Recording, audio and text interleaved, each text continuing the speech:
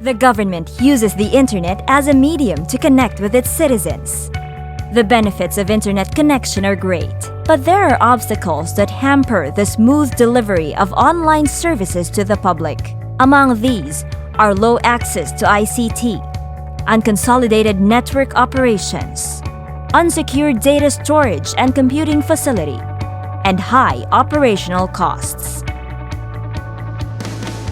The establishment of an e-government aims to address this through transparent and open data and a collaborative and integrated innovations for efficient delivery of services. Features of an integrated government. Thus, the Integrated Government Philippines project is established. It stands for integrated networks, data processing, and connectivity.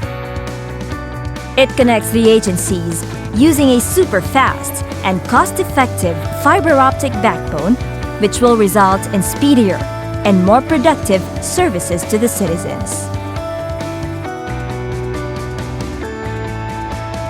The connection allows for better collaboration, communication, and contribution. Better collaboration and communication through a multi-service ICT infrastructure, tools and services among the government agencies, and better contribution of data to establish registries, building local content development and hosting. iGovPhil also provides common services such as a government email system, web hosting, and online payment system. Through GovMail, agency emails will be legitimate and official with the use of the suffix .gov.ph. It is not just a simple email service though. It also allows task sharing and calendaring for easier interaction and collaboration. Administrative Order 39 mandates all government agencies to transfer their internet hosting requirements to the government web hosting service to ensure secure websites against hacking, ensure government presence 24/7, institute efficiency, and save money by sharing resources, including infrastructure, systems, and applications. A uniform website content policy is also implemented to give websites a common look and feel through the government website template. It provides a corporate identity to government agencies without sacrificing the creativity and style of each agency. This is achieved through the government website template. All of these provide for easy navigation, integration of value-added services, mobile-friendly design, and reduced web development and hosting costs. PHPay allows the citizens to make payments online using different modes of payments, such as credit cards, ATM, mobile banking, and Bayad centers. Over-the-counter payments through rural banks and cooperatives are also possible, supporting about 95% of the population. With PHPay, lining up in government offices is avoided, enabling a hassle-free and cost- and time-efficient transaction. For added security, the project also offers the Philippine Public Key Infrastructure, or PKI, a data encryption and decryption system that ensures all data are authentic and secure. All applications, including GovMail and PHPay, will be integrated with PKI to ensure security. No installation is needed for the common services and application, since they are available in iGovPhil's Government Cloud. The Government Cloud offers remote storage and additional security for government files. And to ensure seamless and effective data exchange and collaboration among government agencies, the Philippine e-Government Interoperability Framework is implemented. Interconnected agencies through a whole government approach. An integrated government achieved through the iGovPhil project. For more information, check out i.gov.ph.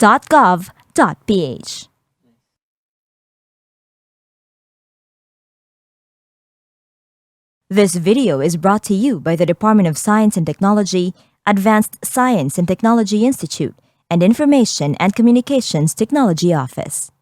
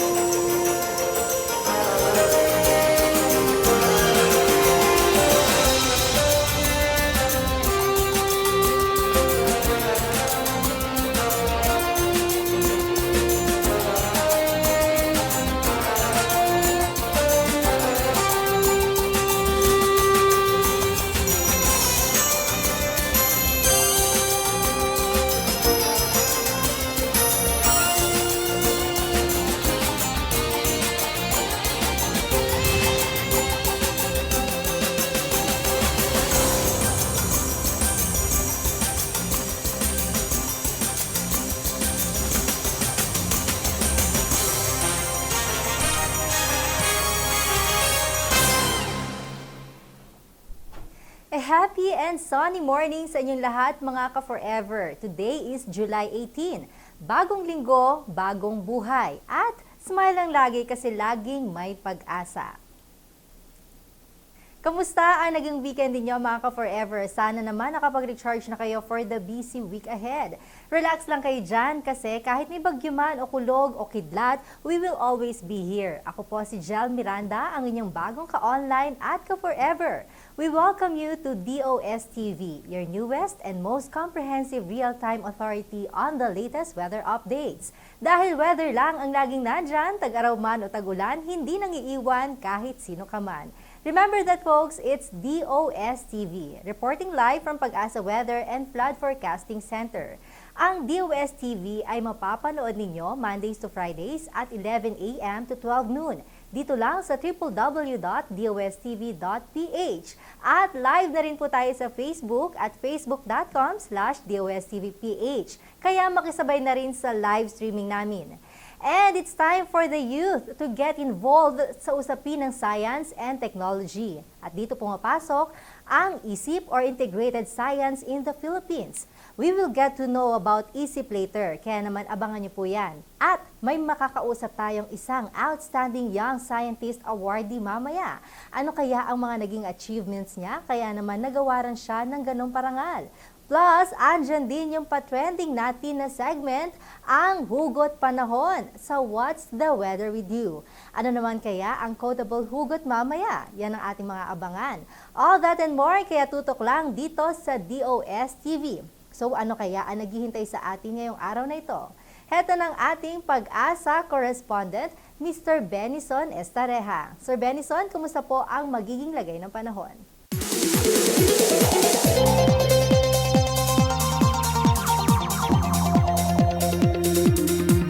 Thank you, Ms. Jel. Good morning sa iyo at good morning din sa ating mga viewers ng DOSTv. Sa ngayong araw po ng Lunes, asahan pa rin po natin sa malaking bahagi na bansa ang epekto ng ridge or extension ng isang high pressure area, lalo na po dito sa bahaging Luzon. So asahan po natin mula sa Mindanao hanggang sa Visayas at lalo na sa buong Luzon ang maaliwalas na panahon ngayong umaga. Ibig sabihin po dahil nga maaraw, pagdating naman ng tanghali, magiging mainit at maalinsangan ang panahon. At pagdating naman po ng hapon or gabi, asahan ng bahagyang maulap hanggang sa maulap na kalangitan na may mga tsansa ng mga pagulan or pagkidlat, pagkulog. Mga isolated cases lamang po ito and usually nagtatagal ito ng 1 hanggang 2 oras. Sa ngayon po, yung ating binabantayan na low pressure area ay nasa loob pa rin ng Philippine Area of Responsibility. At ulit itong namataan sa layong 715 kilometers sa hilagang silangan ng Itbayat, Batanes. Sa ngayon po, wala itong direktang epekto sa ating bansa dahil nga po sa umiiral na ridge or extension ng high pressure area. And for the next 24 hours ay posible na itong lumabas ng ating part. Hindi na ito makaka-apekto sa ating bansa. Ang temperature po natin sa Metro Manila, 25 hanggang 34 degrees Celsius. Sa Baguio City naman, 16 hanggang 26 degrees. Sa Tagaytay City, 22 hanggang 31 degrees Celsius. Habang sa Puerto Princesa City naman sa Palawan ay 26 hanggang 34 degrees Celsius. Pagdating naman po sa Iloilo, ang temperature natin, 26 hanggang 33 degrees. Sa Metro Cebu, 26 hanggang 32 degrees Celsius. Dito naman po sa Metro Davao, 25 hanggang 34 degrees Celsius at ganyan din po sa Zamboanga City, 25 hanggang 34 degrees Celsius. Sa ngayon po, wala tayong gale warning. Ibig sabihin, malaya naman po makapaglalayag ang anumang uri ng sasakyang pandagat. And other than the low pressure area, wala naman po tayong monitor na ipapangsama ng panahon sa paligid ng ating PAR. Yan muna ang latest mula dito sa Weather Forecasting Center ng DOST Pag-asa. Ako po si Benny Sunestareja, reporting for DOSTv.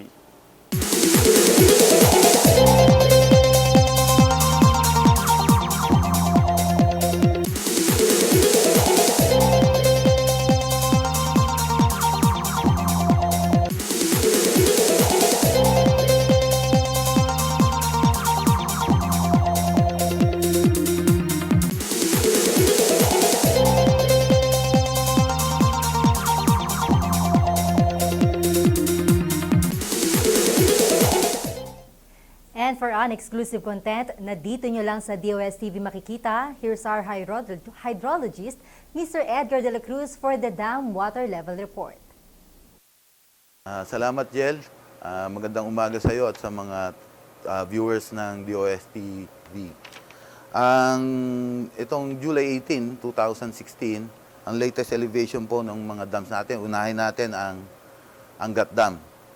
As of 6 a.m., ang Angat po ay merong 179.11. So, kung nagmo-monitor kayo every day, for the last 4 days, bumababa na naman itong Angat. Dahil sa wala na naman masyadong pag-ulan dito sa watershed ng Angat Dam. At ang sumunod naman ay ang San Roque, ang elevation niya ngayong 6 a.m., nasa 230.24.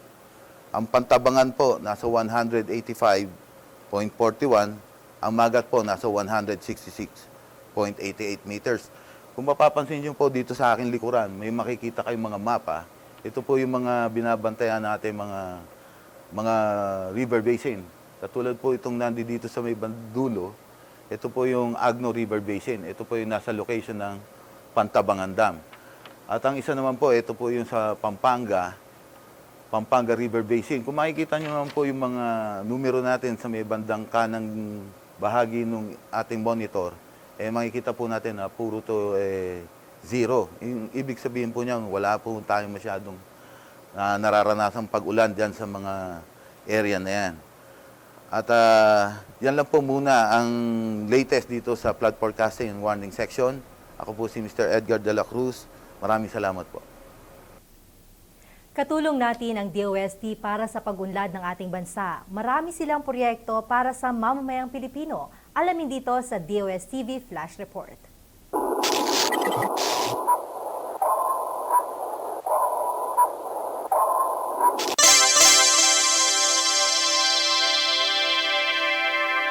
The Philippines has won the prestigious Atoms for Peace Award at this year's Nuclear Security Summit for its contribution to nuclear security and global leadership in removing highly enriched uranium from its territory. Science Secretary Mario G. Montejo received the award at the Nuclear Industry Summit in Washington on Thursday, hosted by President Barack Obama. The award is an acknowledgement of our country's efforts to promote nuclear security at the international level.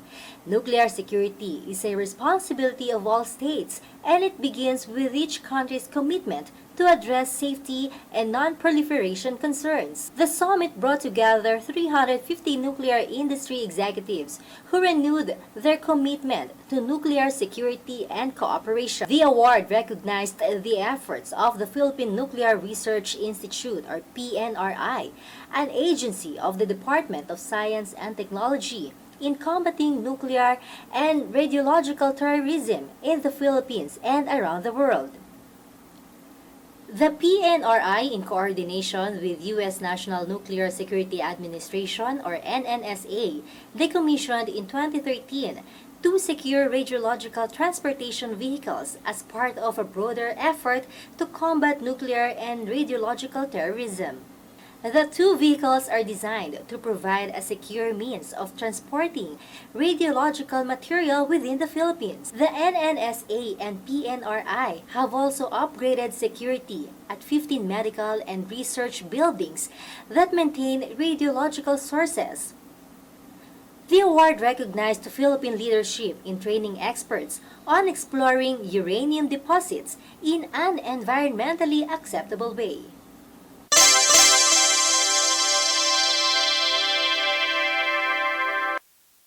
Meanwhile, fresh college graduate Anton Philip Tangquintic made the Philippines proud by winning the second place during the General Conference side event entitled Nuclear Olympiad and Developing a Talent Pipeline last year.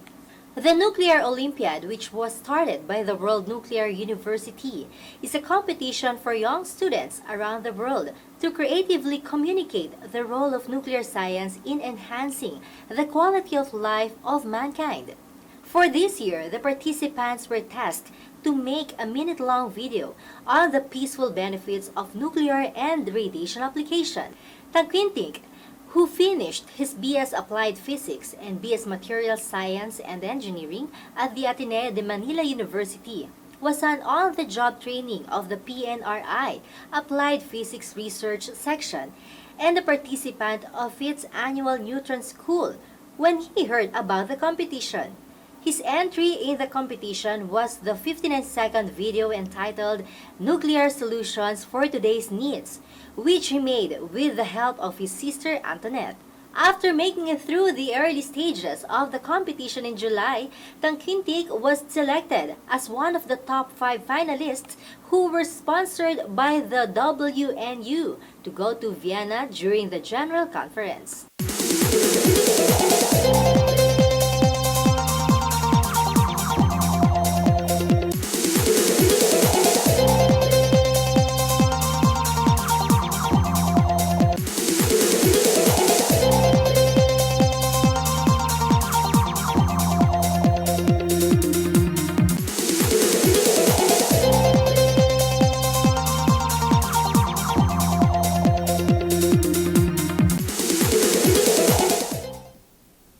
The coral system and the mangrove ecosystem are important to the country's national development at kailangan siyang alagaan at rehabilitate. Maraming nakaka-overlook ng need na ito. It's time for us to do our part and save our marine ecosystem. Paano? Panoorin natin sa susunod na video.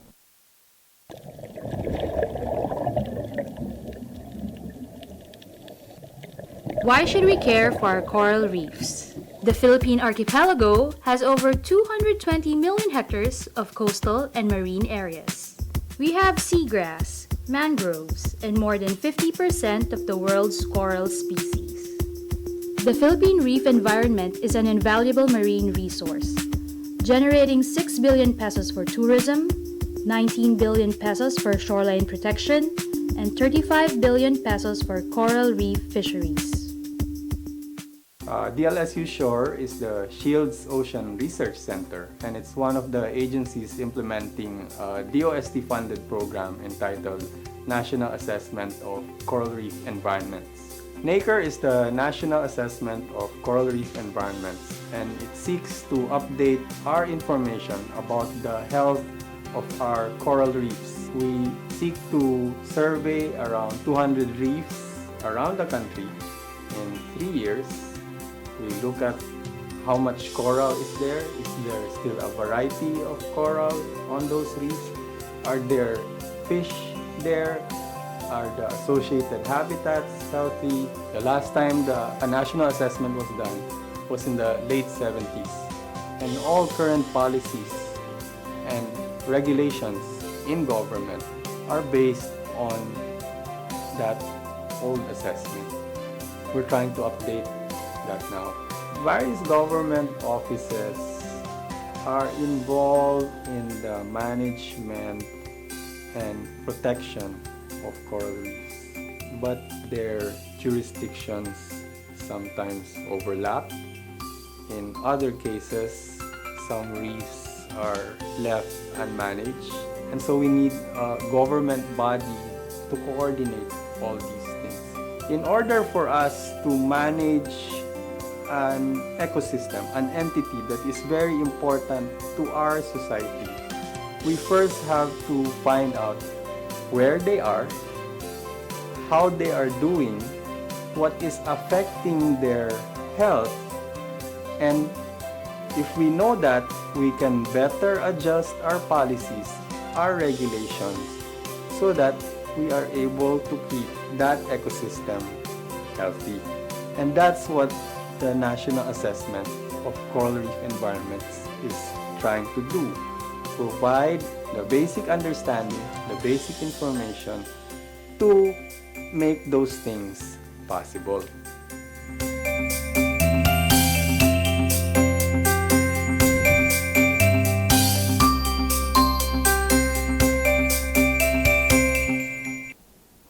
Sabi nga nila, ang kabataan ang pag-asa ng bayan. Kaya dapat makisali na rin ang mga kabataan sa mga importanteng usapin na integral for national development, including science and technology. Our guest for today will tell us more about it dahil bahagi siya ng isang NGO na nakafocus sa ganitong mga usapin, ang Integrating Science in the Philippines o ISIP. Our guest is an incoming sophomore and scholar at Ateneo de Manila University, taking UP-BS Management Engineering.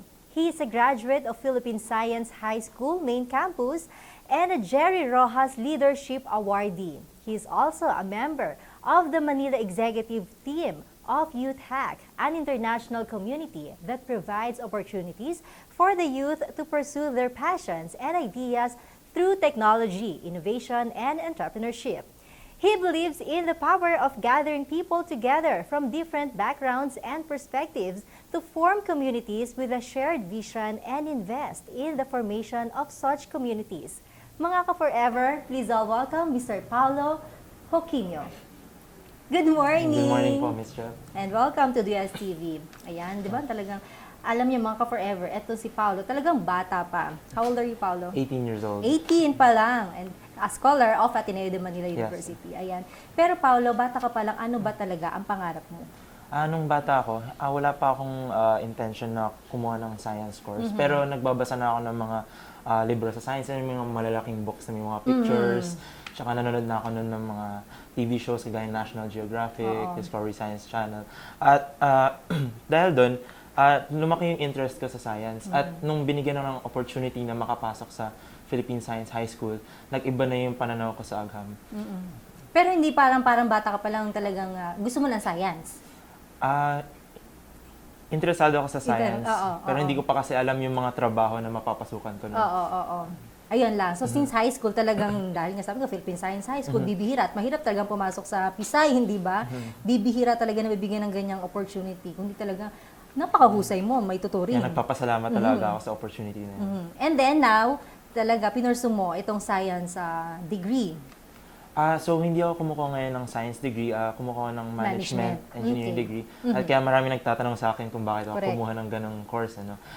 Dahil naniniwala ko na yung science, lahat dapat ng tao maging involved dito. Hindi lang yung mga scientists. Kailangan din yung maging businessmen, mga lawyers.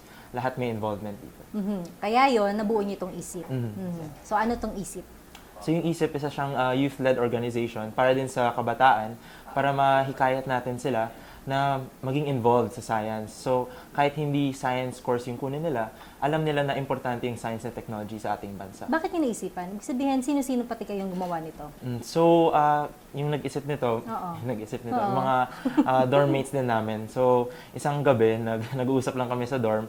Fourth year na kami nun. So gumagawa na kami ng mga research project namin. At naisip namin, ano kayong mangyayari sa research namin pagkatapos ng fourth year? Parang ilalagay lang siya sa library. Correct. At magko-collect lang siya ng dust.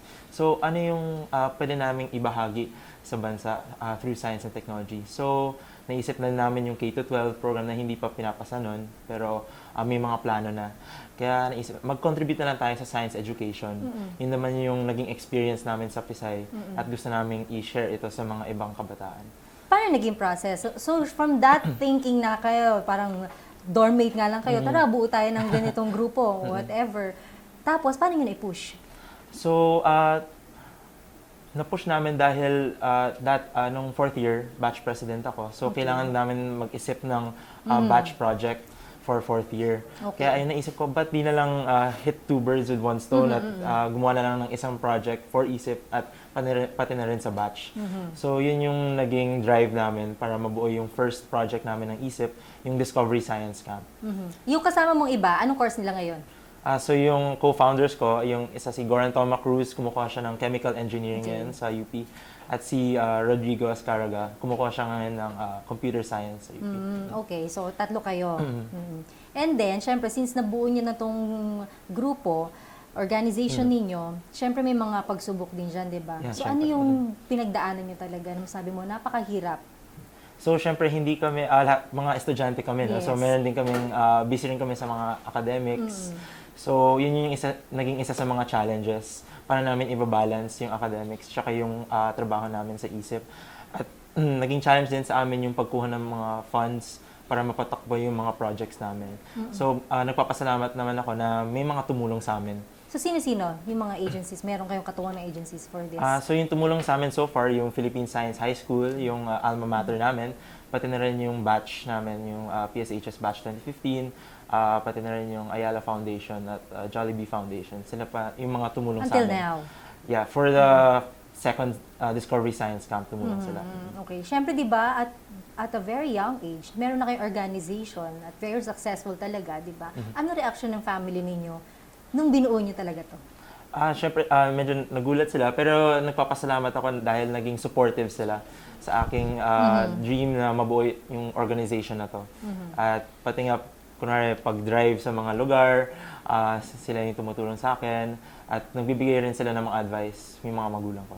Okay. So ngayon meron kayong mga ongoing ng projects, hindi ba? Yeah. So, katatapos lang nung second Discovery Science Camp namin, ito yung suot ko ngayon, yung camp shirt namin. Yan, di ba? At naghahanda na kami para sa pangatlong science camp next year. So, syempre, kailangan namin mag-raise ng funds. So, ngayon, meron kaming ISIP Wear campaign. So, nagbebenta kami ng mga t-shirts. At meron din kaming ongoing YouTube channel. So, pwede nyo kaming isubscribe sa www.youtube.com/isip na. At mapapanood din nyo doon yung mga videos namin tungkol sa agam. Yung Discovery Science, ano yun? Sabihin, it's a camp, sabi mo kanina? Yes. Ano yung activities na nakapaloob doon? So, yung science camp na to, karaniwang iniisip ng mga tao, parang nagle-lecture lang kami Yes, tungkol sa oo. physics, chemistry, biology. Pero hindi. Nagpo-focus kami sa science as a way of thinking. So, tinuturo namin yung scientific method.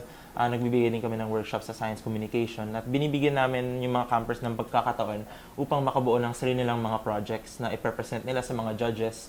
At yung judges namin, mga experienced scientists na kagaya nila Dr. Reyna Reyes, si Dr. Mahar Lagmay ng NOAA. So, yun yung kabuang experience nila sa camp. At syempre, to wrap it all, meron din silang stargazing activity sa dulo. Paano maging member or paano maging participant? So, para maging participant, kausapin nyo lang kami, message nyo lang kami sa Facebook at matutulungan namin kayo para tumulong din sa ISIP at makibahagi sa science education dito sa Pilipinas. So yung mga yan, halimbawa yung mga kabataan na yan, from different schools sila? Yes, from different schools all over the Philippines, so public schools, private schools. Wala naman kaming parang filter. Kahit sino, basta gusto nilang sumali sa camp, okay lang. Okay. So walang requirement na baka meron kailang average na ganito or whatever? Ay, hindi naman. Walang Actually, nagpo-focus nga kami dun sa mga estudyante na wala pang interest sa science. Oo. Gusto namin sila maging interested sa science after ng camp. Pero anong ginagawa nyo? Yung drive ninyo, syempre, di ba? Lalo na kayo gusto nyo pala ganapin talaga, ma-involve ang mga kabataan sa science. Pumunta ba kayo sa different schools? Ay, To kasama yun encourage sa them. mga plano namin in the future na imbes na sila yung pumunta sa amin, kami yung pumunta naman sa kanila. So nagpapasalamat kami dahil may mga teachers na lumapit sa amin at nagsabi na, "Oy, pumunta naman kayo sa school namin." Correct. As of the moment, ano yung masasabi mo na talagang parang achievement ko na to achievement na ng organization namin to? So, nung last day ng camp, meron kaming parang celebratory dinner. So, nandun lahat ng mga ISIP campers, yung mga members, pati yung mga campers from last year dahil tumulong din sila this year. At nakita ko talaga na community na yung nabuo namin. So, hindi lang siya mga ideas, hindi lang siya mga dreams at hopes, talagang tao na yung mga involved. At natutuwa ako dahil kahit hindi na kami maging in the future, kahit hindi kami nagli-lead ng isip, matutuloy pa rin ito. Sa palagay mo ngayon, syempre, di ba, talagang ang technology, sumasabay din ng mga kabataan, talagang hindi papahuli yan, di Yes, ba? Ano masabi mo sa kanila na, in a way, ang ano ngayon ang paglaganap ng technology, nakaka-adapt din ng mga kabataan. So, masasabi ko lang dun ay dahil marami ng mga avenues through technology, meron tayong mga social media, Yes. Facebook, Twitter, ay marami na tayong mga opportunities na pwedeng makuha to be able to reach our dreams. So, kung interested kayo sa science, pwede kayong i-search nyo lang yung website kunwari ng NIGS or ng MSI, i-contact nyo lang sila, sabihin nyo, gusto kong maging geologist, marine scientist, pwede ba ako mag-internship doon? Dahil open naman sila doon. Kagaya nung nag-field trip kami doon sa NIGS at MSI, nakakapag-connect kami ng mga students doon sa institutes na yun para makatulong din sila. So marami talagang mga opportunities. Kailangan nyo lang maghanap at kagaya nung tagline namin sa isip, dare to ask. So kailangan nyo maghanap at magtanong at siguradong may sagot na makukuha. So, gaano ka-regular yung mga activities pala ninyo? So yung Discovery Science Camp, every summer siya, Okay. every year, annual camp siya. Tapos yung YouTube, every month naman naglalabas kami ng mga bagong videos. At yung Easipware din, parati naman kami mga bagong shirts na nilalabas. Gaano na karami members nyo ngayon? So yung membership namin, around 40 to 50 members na from different schools. So nung una, nag-start lang kami, puro mga Pisay students kami. Tapos nag-expand naman kami ngayon. So pati ng mga ibang campers, naging member na rin. Ibang students from different schools, private and public, naging members. Yung range from preschool or Ay, ayun sabihin high school to college na yes. yun. So sa elementary hindi pa talaga kayo. Sabihin parang parang training na rin in a way. Yes. Sa mga elementary student hindi pa. Although plano namin mag-provide ng mga programs para Yes. sa mga elementary students, inisip pa lang namin yun, hindi pa Oo. namin na-execute. So pang high school up to college na pala ito. Yes. Siyempre mga college student, pwede na rin sila doon. Meron kayo office or parang place na pwede silang let's say make activities or So wala pa parang kami- community na let's mingle ganyan. Although wala pa kaming office, meron naman kaming in-organize ng mga community activities, community events. So, mag-stay tuned lang sila sa Facebook page namin. Nagpo-post naman kami doon. At kung may tanong sila, pwede nyo lang naman kaming i-message doon sa Facebook page namin. Paano may ko-convince talaga yung mga kabataan na mahalin o parang mas ma-involve pa sa science and technology? So, yung masasabi ko lang sa kanila na kahit ano namang course na kunin nila, yung science kasi way of thinking yun pagtatanong yun, paghahanap ng mga sagot. At magagamit nila yun sa pang-araw-araw nilang buhay. So pag ginagamit mo yung way of thinking na yun, tapos curious ka about the things that happen around you, talagang mamahalin mo rin yung agham. Pero ikaw, management na kinuha mo. Ba't hindi mo pinursuan science course? Dahil yung dream ko kasi makabuo ng isang research firm na nagpo-focus sa science communication. So naisip ko, meron na akong mga kaibigan sa science community, maging future scientists sila. So dapat mag-reach out din ako sa mga non-science courses, ibahagi rin yung vision ko sa kanila para makatulong din sila. Dahil hindi lang dapat yung science community yung involved dito dapat lahat tayong mga Filipino. Ano pang goal nyo for this project? So for next year, gusto rin namin, for the Discovery Science Camp 2017, gusto namin pumunta sa mga ibang region. So, plano namin either Central Luzon or Southern Luzon. Doon naman namin gaganapin yung third Discovery Science Camp. Pero sa ngayon, since nagsimula kayo na tatlo kayong magkakaibigan, mas marami na kayong katuwang Siyempre, ngayon. mas marami na kaming katuwang. Lalo yung mga nasa malalayong lugar, hindi ba? Sana so- mas mapuntahan pa natin yun, mapagtuunan din natin ang pansin. So, meron kami mga members nga na galing pang Soc-Surgeon, Oh. Samar, tsaka Catanduanes. Tapos, active naman sila na tumutulong kahit hindi kami masyadong nag-meet in person, nag-chat naman kami sa Facebook, nakakapag-contribute naman sila. At meron mga areas talaga, meron nga mga talagang lugar na even cellphone hindi nila alam. May mga kababayan pa rin tayo na Yes. talagang zero ang kaalaman about technology. So, yun yung mga lugar na gusto naming abutin. So, through yung mga conventional media, kagaya ng TV, radio, ayun. So, sana maabot din namin sila. Ayun. Baka meron kang mga gustong ipaalala sa ating mga taga-subaybay? So, sa mga taga-subaybay ng DOSTv, i-like nyo kami sa Facebook, www.facebook.com/isipna. I-follow nyo kami sa Twitter, twitter.com/isipna, at mag-subscribe din kayo sa YouTube channel namin, youtube.com/isipna. At kung meron kayong mga tanong, magtanong lang, dare to ask. Ano advice mo naman doon sa mga kabataan na tulad mo talaga na ma-involve o mahalin ang science talaga? So kahit anong course mo ngayon or kahit anong pangarap mo ngayon, kahit maging artista, maging news reporter, or kahit maging scientist, meron pa rin bahagi yung agham sa buhay ninyo. Kaya magtanong lang kayo, mag-reach out lang kayo sa mga iba't ibang tao at matututo kayo.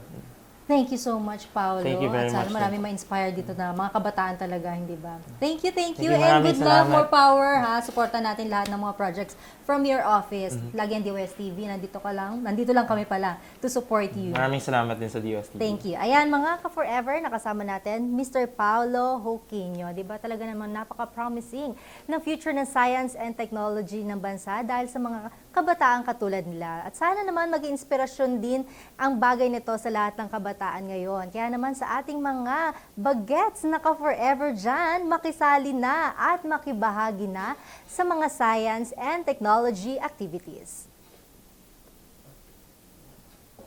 Eto na mga ka-forever, ang inaabangan nating lahat. Ang mga nakalap namin mga favorite hugot tweets at FB status sa What's the Weather with You.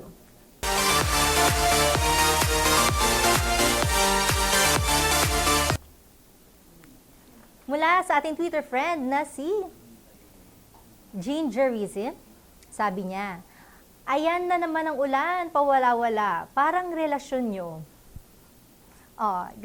Ganyan talaga yan, Gingerism. Ang pag-ibig, sabi nga, parang panahon din naman yan, pabago-bago, pero that's the test of true love, ika nga. Kung paano i-maintain ang pagmamahalan despite the temptations or challenges man yan, pero maganda dyan, matututo lang at magtitiwala kayo sa isa't isa. Kaya naman, kumapit lang sa pagmamahal, di ba? Alright, we have naman from FB friend natin na si Natalie Marie Therese Sitoy. Sabi niya, ang buhay parang bagyo, minsan pabugso-bugso. Babahain ka pa ng mga problema, uulanin ng mga balakid. Pero kahit papaano, tulad ng bagyo, ang buhay meron din namang pag-asa. Yan, perfect ka dyan ate, di ba? Sabi ko nga kanina kay Gingerism, kumapit lang kasi lagi may pag-asa sa lahat ng bagay. Pagising pa lang natin, masabi mo natin pag-asa yon, di ba? Kaya naman mga ka-forever, punong-puno pa rin ng emosyon ang mga ka-forever natin, o di ba? Kaya naman, sa ating mga ka-FB friends or mga Twitter friends natin dyan, sa mga hindi pa humuhugot, makihugot na rin kayo. Malay ninyo sa mga susunod namin mga pagkakataon, mga hugot tweets naman ninyo ang ipopost at ipi-feature namin dito. Kaya naman, isigaw na ang nilalaman ng inyong mga puso at i-share nyo lang yan sa amin dito sa What's the Weather with You sa hashtag Hugot Panahon.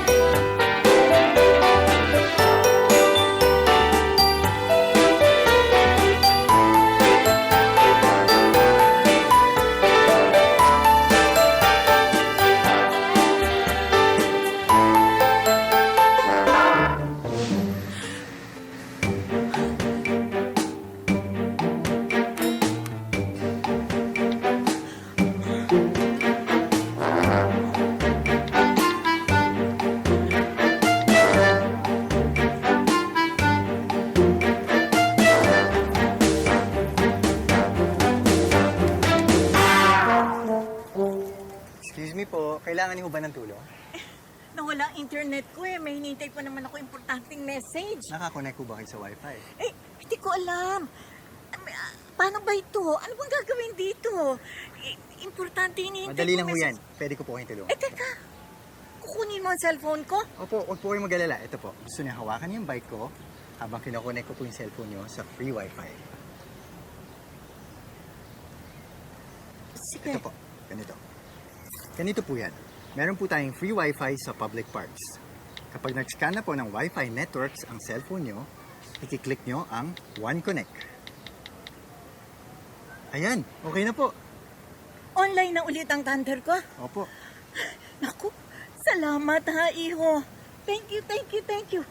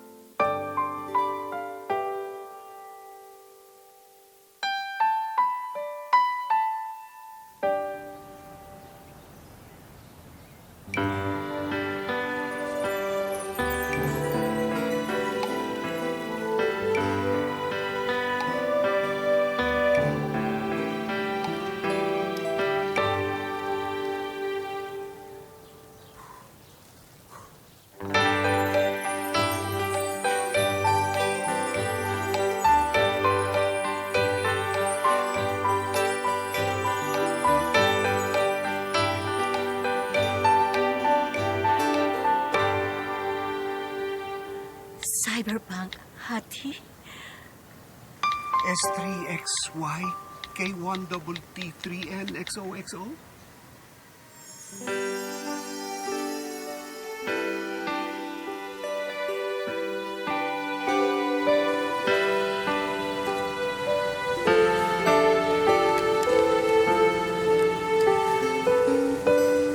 Hindi ka nagbago. Maganda ka pa rin. Tulad nung nasa college tayo. At ikaw, bolero ka pa rin. Hindi naman palagi.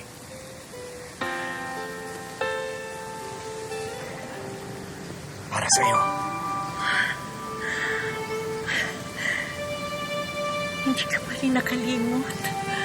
Hinding-hindi.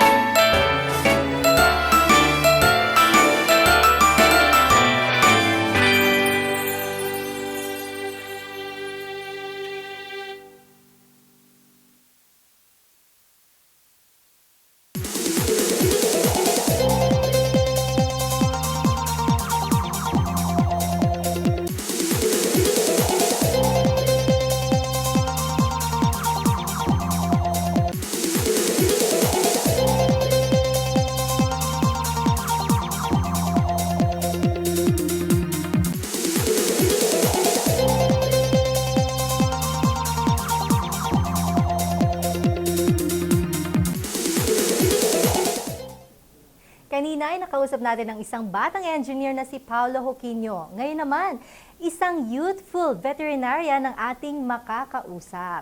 At sa pagkakataong ito, sa kanyang murang edad, ay nagawaran na siya ng Outstanding Young Scientist Award ng National Academy of Science and Technology or NAST. Hindi ba nakakabilib? Pero hindi lang yan kasi marami pa siyang achievements. Kabilang narito ay ang pagiging top-notcher sa Veterinary Medicine Board Exam. Siya rin ay nag-graduate bilang magna cum laude sa kanyang VetMed na course sa University of the Philippines, Los Baños.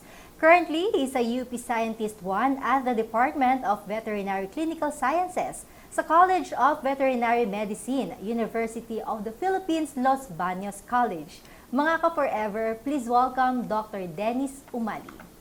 Good morning. Good morning. Magandang umaga po sa ating lahat. And it's my pleasure to be here in your It's show. our pleasure, sir. Diba? Parang thank you. binabasa ko pala yung introduction sa inyo. Parang wow, nakakabilib talaga yung mga achievements ninyo. Thank you, thank you. Parang tanong ko agad talaga, bakit ang talino niyo, sir? Ay, hindi naman po. Diba? Nagkataon lang na magaling tayo manghula sa mga Ganon? exams. Ba't nanguhula din naman ako nun eh? Talagang, eto ba, naniniwala ba kayo na talagang pag nasa genes, talagang naipapasa daw ang katalinuhan? Ganun Sa ba animal genetics, no? Oo. Kinumpara sa animal Okay. genetics. So, 70% is genes, 30% is epekto ng environment. But not necessarily na nasa genes mo, kung hindi naman maganda yung environment, hindi rin magmamanifest yung potential ng species. So, it's dapat balance pareho. talaga. Okay. So, ganyan. Talagang na-balance nyo naman. Siyempre, ang life nyo nun, talagang puro aral ba ginagawa nyo? Sakto lang na Sakto lang? aral. Oo. Pag laro. So, okay. dapat scheduling. No? So, dapat time management and make sure na, kasi lalo na sa mga vet, hindi sapat na alam mo lang yung nasa classroom. So, more importantly, dapat alam mo yung outside the classroom. Kasi you will be dealing with, aside from animal, most important yung owner. So, we treat the animal by treating the owner. So, dapat importante yung communication skills. Dapat you know how to get the right information, tamang pagtatanong. Tapos, mga communication skills, non-verbal communication. And then, siyempre, you need to consider economics. So, halos lahat ng aspeto ng society dapat you need to know para magamot yung animal. Ganon. Pero kayo, sir, siyempre tinanong ko din kay Paulo kanina to, di ba? Pangarap ninyo nung bata kayo ba naisip nyo paglipas ng panahon, magiging scientist ako? O pinangarap mo ba, I want to be a scientist someday? Parang ganon. Nung bata ko, pinangarap ko lang maging vet talaga. Okay. Yung scientist Tukoy mo wala naman talaga. wala sa ambition natin, wala sa pangarap natin. So we just want to be a vet and nagkataon lang na medyo sinuwerte tayo. Nagtuloy-tuloy yung mga ating awards na natanggap. Pero sa tingin nyo ng bata kayo, ano yung mga scientist? Nung bata ako, naalala ko nun sila Einstein, gulo-gulo yung buto. Sila Franklin, mga Benjamin, yung mga nag-resolve ng electricity, sila Graham Bell, mga ganun. Pero nung nag-college na ako, ang scientist pala depende, iba't ibang personal appearance. You cannot really say. Minsan yung mga naging teacher ko na magagaling, akala mo pasimple-simple lang, pero pag na-check mo yung records, talagang mahuhusay. Pero ngayon, syempre, nasa field of science na kayo, di ba? Yes. Ano yung parang usual na misconception about scientists? Ganun pa rin ngayon Pag sinabing scientist, yung haggard, pag nasa office, trabaho lang ng trabaho. Tutok na tutok. Tutok na tutok. Pero ngayon, nagbabago na yung panahon. Siyempre, gawa ng technology. So nag-evolve nag-evolve na. Saka ngayon, dapat you know how to go down to the level ng mga estudyante ngayon. Kasi generation... Kasi po, iba ng di ba, generation pagka nag-aaral ka, nakakita ko ng teacher mo, medyo ganyan, parang stricto masyado. Yes. Natatakot ka naman, di ba? Nung panahon namin, mga teacher nun talagang it's either pag di ka nagpakatino, pwede ka ma-dismiss sa university. Bakit pala vet ang gusto ninyo? Actually, sa family, ako yung pangatlo ng vet. So, nung bata pa lang ako, yung sa bahay namin, lahat ng books tungkol sa vet. So, pag bored ka, syempre, Basa. gawa ng environment. So, tine-check mo yung libro, parang saya naman ang course na to. Nakita mo yung anatomy ng aso, anatomy ng kabayo. So, bata ka pala, na-expose ka na sa mundo ng vet. So marami kayo alaga. Yung kuya ko may farm dati. So, every summer vacation, December, winter vacation, pumunta ako sa farm niya. Ako yung tumutulong dun sa pagpapatakbo ng farm. So na talaga nasa family talaga ang love ninyo sa mga animals, Yes, no, di ba? exposure. Oo. At noong year 2015, ginawaran kayo ng NASD as Outstanding Young Scientist Award. Yes. Kwento niyo naman kami, sir, tungkol dito. So, that time, no, we kagaling lang from abroad. So, we just arrived sa UP Los Baños. And then every year pala merong search for the OYS award. So every college sa UP Los Baños, they need to submit a nomination. And then nagkataon na sa College of VetMed, ako yung napili. And then sinend sa NAS, and then yung mga academician, mga national scientists, sila yung mag-screen. And then mga after 6 months, and tinawagan na lang ako nung scientist namin sa VetMed, na congratulations, I was selected daw sa award. No? So that time, ano yung sinabi niya? Kumbaga, hindi mo pa... Parang hindi pa nagsinkin sa'yo. Hindi pa nagsinkin eh. Then, ayun. And then, pinatawag tayo sa Manila Hotel kasi din yung ceremony. Ito pala yung ano. Tapos iniisip mo na mga kasama mo mga typical na scientist, pero hindi rin pala. Mga bata rin, mga... Parang normal lang normal sila. Sabi mo normal. Kasi nga naman, may mga pagka sinasabi mo scientist, parang lahat talaga genius. Di ba, sir? Yun ang typical na stereotype. Pero not necessarily hindi ganun. So ano yung project or yung study ninyo na talagang nagpanalo sa inyo? Okay, so yung field ko is I'm a veterinarian, specifically sa poultry. So pumupunta tayo sa mga farms, mga poultry farms to make sure na itong mga farms na to performing well kasi it's a business.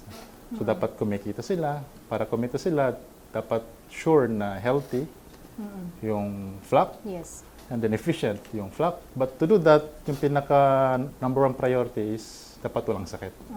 So yung field natin sa poultry is diseases. So we study diseases, and this time gawa ng mga makabagong teknolohiya, we study them at the molecular level. So we're talking about DNA, RNA.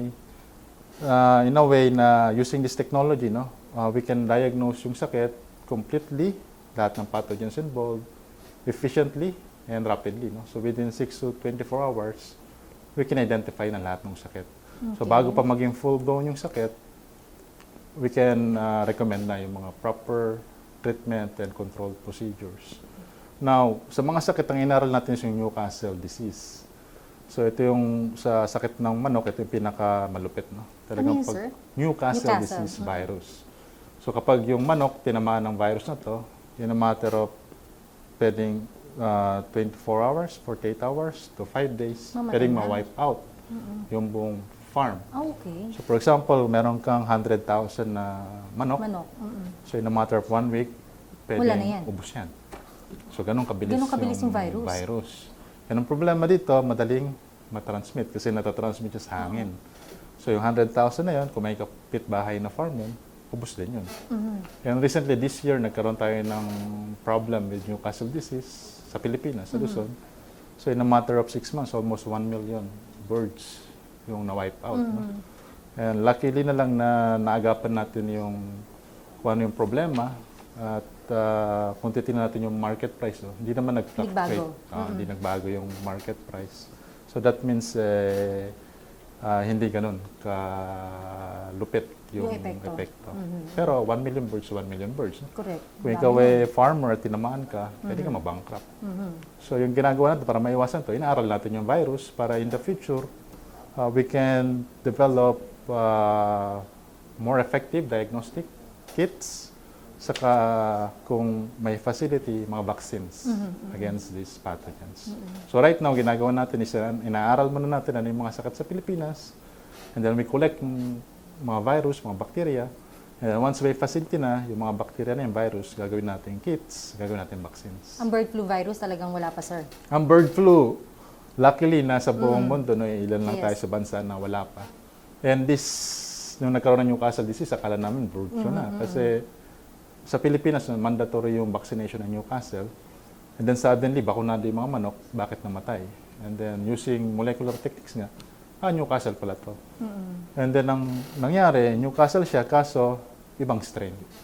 So, mas malupit na strain kumpara sa nakasanayang virus, kaya na-wipe out ang ating mga flock na tinamaan ng virus. Ibig sabihin before yung study na yan, wala pa talaga tayong way of monitoring na meron na para ma-detect natin yung ganitong klase ng virus? Before, based on clinical science, pag sa tao sa autopsy, tawag yun, sa amin necropsy. So, binubuksan namin yung manok, and then makakita ka ng mga sintomas, mga lesions na characteristic ng virus. Kaya ang problema nga, in this particular case, bakunado. Oo. Yung mga manok. Bakit nadali pa? Bakit nadali sila? Oo. So dito pumapasok yung technique na inaaral natin para ma-explain bakit na ganito. So, nung nalaman natin na ito yung characteristic ng virus at mga to, so na-implement natin o na-recommend natin yung magandang adjustment sa pagbabakuna para pag tinamaan sila, mas mami-minimize yung damage. So since na-implement natin tong project na to or tong vaccines na to? Vaccines wala pa. Wala pa. So, Bali, using the current vaccines, kung paano natin i-maximize yung vaccine na yon para maprotektahan yung mga manok natin. So ano yung effectivity? Kita natin yung, kumbaga yung probability. Yung mga sumunod sa programa na minimize, yung mga hindi sumunod, ongoing yung problema. And right now, medyo kasi nagsimula mga October last year, and then ngayon is June, July. So, July, So, around May, June, nag-subside na siya. So, ang kinakatakutan lang natin kasi dadating na yung bagyo. Yes, so, rainy season, may stress ang mga manok. So, baka second quarter, third quarter, fourth quarter, baka bumalik yung problema. So, dapat yung mga farmers natin alisto kasi konting mintis lang sa vaccination program saka sa management, pwedeng bumalik yung problema. Kaya yung problem natin. Malaking problema. Oo nga, di ba? Tsaka tapos kung airborne pa siya or Airborne. natatransmit pa siya by air, di ba mas mahirap? Damay na talaga. Magkapit-bahay lang kayo. Kahit siguro may division pa yun. Paano ba yung mga farm natin? Dapat technically may distance between Yes. farms. Problema sa Pilipinas, masyado nang saturated. Kulang sa lupa. So, dikit-dikit na yung Dikit-dikit na farm. din. Minsan yung commercial farm may katabi na native. O may katabi na game fowl. So, talagang napakahirap ng disease control. Kaya pag nagkaroon ng outbreak, talagang mabilis kumalat. And luckily nga na this year, Newcastle lang at wala pa tayong bird flu. Sana And that's naman. good. Sana wag dumating ang bird flu. Kasi pag dumating yan, it's a big loss, no? Kasi bawal na tayo mag-export. And then, pabagsak yung presyo ng bilihin. Kawawa mga farmers natin. So, malulugi sila. Pero may chance ba na magkaroon ng bird flu virus? Considering yung kung paano na-infect yung majority ng countries abroad, no? Through wild birds, transmission from one country to another country by migratory birds, malaking chances na maapektuhan tayo kasi ang mga birds during winter sa atin pumupunta yan. So, luckily nga lang na we don't know why, pero walang AI na nare-report so far. No? Pero sir, sa ngayon, meron na tayong mga, aside from this, meron ka mga project na ikaw nalilid mo alin, another project? Yes. Right now, we're trying to develop an integrated health management program sa ating mga local farms and any farms na nasa tropical countries. No? So, we were stationed in Japan for almost 5 years, and during that time, marami tayong nalibutang farms. And using their technology, using their philosophy, we're trying to rewrite para tugma sa needs ng ating industry. So hopefully within the next 6 months, okay na yung program and ma-apply natin sa ating mga farms. Ayun. Sir, meron nagpadala ng question dito sa ating mga taga-subaybay. Sabi niya, is there any possibility daw na napapasa sa consumer ang mga in-apply sa poultry or livestock na gamot, gaya ng endocrine sa manok po, or totoo po ba ito? Okay, good question. No? So, any chemicals na inintroduce sa ating animals na napunta sa food chain, pwedeng May pasa. Pero, ang good thing kasi, meron tayong tinatawag na withdrawal period. So, bawat chemicals, antibiotics, meron silang withdrawal period. So, kunyari kami, may sakit ng manok, tinarit na antibiotic. For example, normal is 7 to 14 days. 7 days before katayin yung manok, dapat wala ng antibiotic. Okay. So, pag pinalo yung withdrawal period, kahit binigyan mo ng antibiotic yan, hindi na mapapasa. Sa Paano natin consumer. madidetect yun, sir? Ano yan eh? Sa farming, it's an honor code. So, dapat bawat farmer sinusunod yung withdrawal period. Bawat vet ng mga farm na to, sinusunod yung withdrawal period. Kasi, yun nga, human side is pwede makapekto sa consumer. Pero more than that, kasi again, farming is a business. Yes. So as much as possible, dapat yung cost to produce ay mababa. So kung di kailangan ng antibiotic, hindi kami gagamit kasi kawawa yung farmer eh. Makakain nung antibiotic yung profit niya. So we only give kapag may sakit.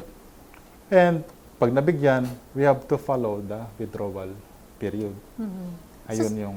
So sa mga may-ari ng farm, talagang necessarily yung vet talaga naglalagay ng antibiotic? Or Yes. mismo ako, halimbawa ako may-ari, ako na mismo magtuturok, hindi pwede yun? Dapat follow yung recommendation ng vet kasi hindi porket may sakit, antibiotic Tuturukan. agad. Oo. So depende sa sakit yun eh. So, kung virus, hindi effective ang antibiotic. Yung Newcastle disease, yung antibiotic cannot treat the virus. No? So yung antibiotic ginagamit lang to prevent yung secondary infection. And bawat sakit may kanya-kanyang antibiotic.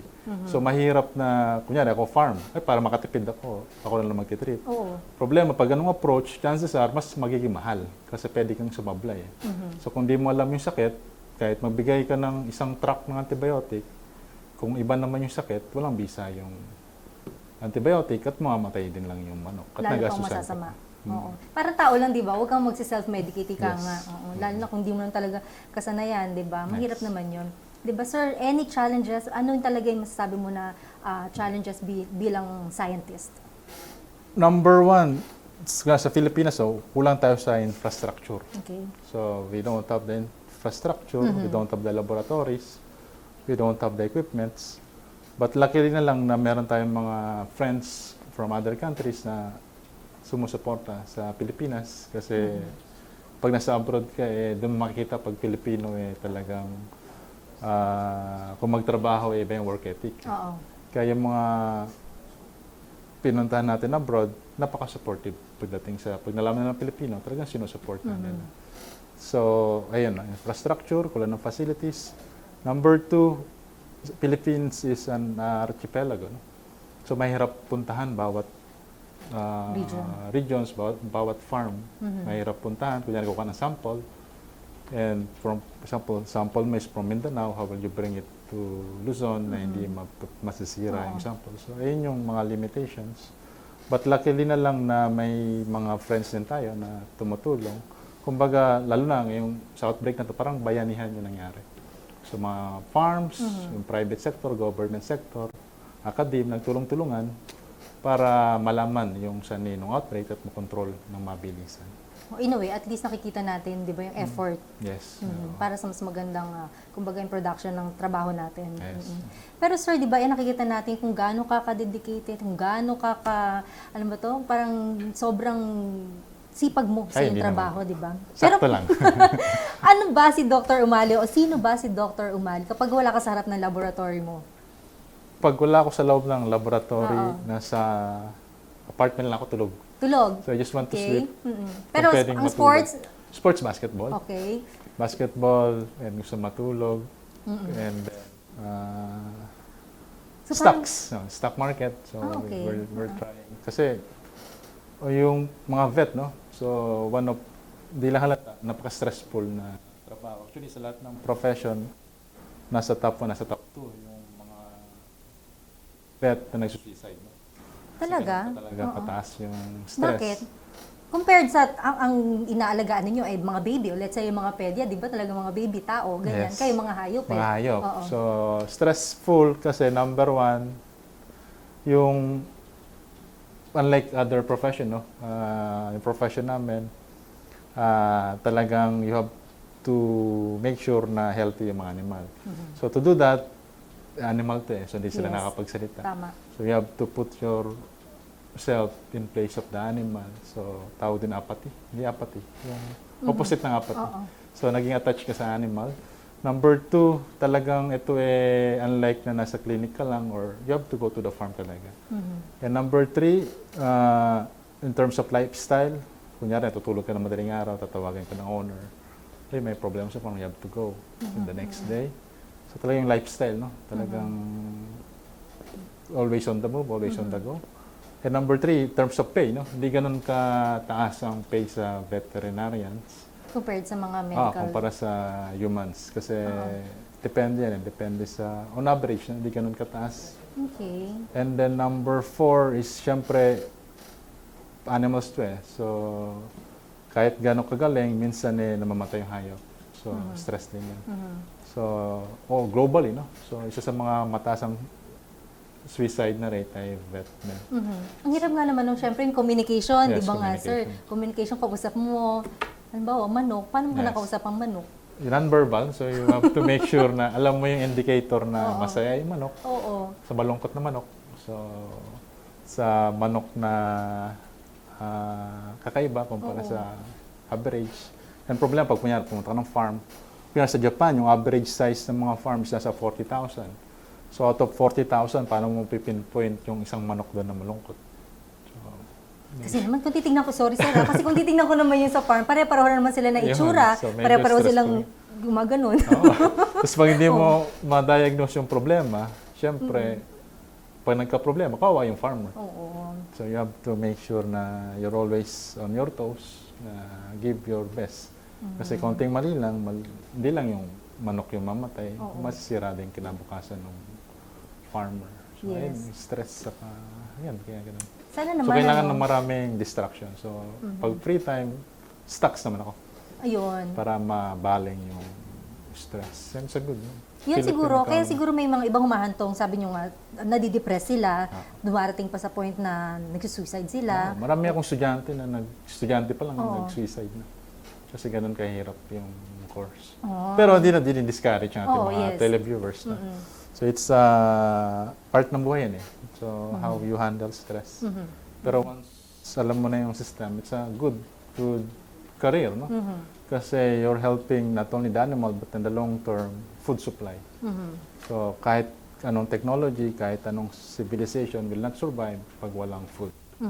And looking forward, no, considering yung population rate, talagang magkakaroon ng shortage ng food kung walang mga next generation na pupunta sa line of business na farming.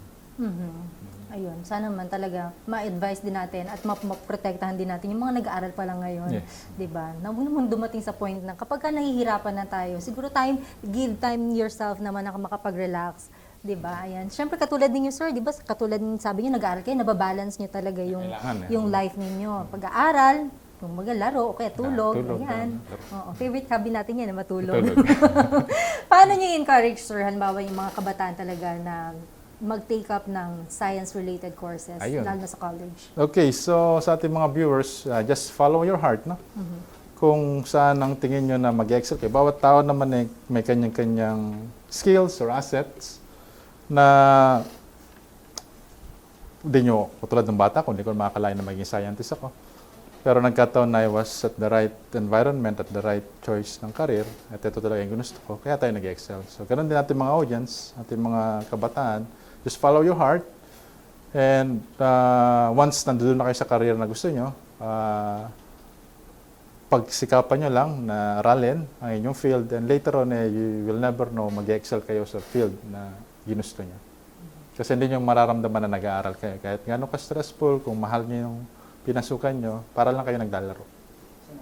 Very well said. Thank you so much, sir, sa mga na-share niyo sa amin. Baka meron kayong mga gustong i-promote or mga project? Wala naman. Thank you so much at sana marami pa tayong maanyaya para ma-encourage din, di ba, mga kabataan na kumuha ng science course, di ba? Thank you so much. Thank you, ma'am. And we are honored na kasama ka namin dito. Salamat. Thank you for gracing our show. Thank you. Ayan, mga ka-forever, di ba, nakausap natin ang isa sa mga brightest and brilliant minds ng ating bansa. Siyempre talaga ako na-impress din talaga sa level ng kanyang knowledge and awareness. Kaya naman sa mga kabataan ngayon, sana tularan ninyo rin si Dr. Umali. Sana ay magsilbi siyang inspirasyon sa lahat sa atin.